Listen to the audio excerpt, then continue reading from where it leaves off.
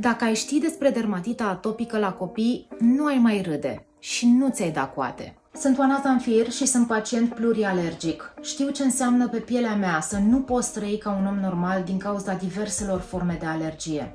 Dermatita atopică nu este o simplă eczemă. Este o boală alergică cronică.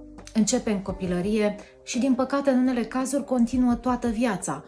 Peste 230 de milioane de oameni sunt afectați de această boală alergică, dintre care un sfert copii mai mici de 4 ani.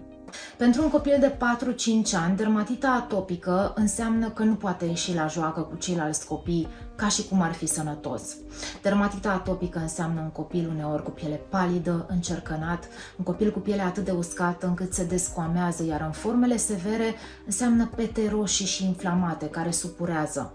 Pentru părinții unui copil cu dermatita atopică, această boală înseamnă o luptă continuă, pentru că este o boală cronică ce presupune abordarea multidisciplinară a medicilor, de la pediatru, dermatolog, alergolog, nutriționist până la psiholog. Pentru un copil, dermatita atopică înseamnă suferință atât fizică cât și psihică.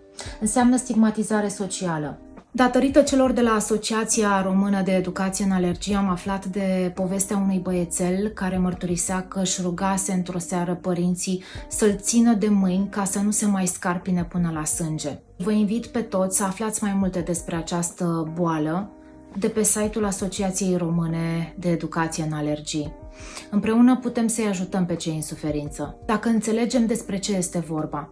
Dacă vă interesează și mai mult acest subiect, vă invit să ne vedem și offline la întâlnirea de pe 23 septembrie de aici din București. Este Congresul Pacienților Atopici. Aflați mai multe de pe site-ul Asociației Române de Educație în Alergii și de pe pagina de Facebook a Asociației. De reținut că este un eveniment cu participare gratuită, trebuie doar să vă înregistrați.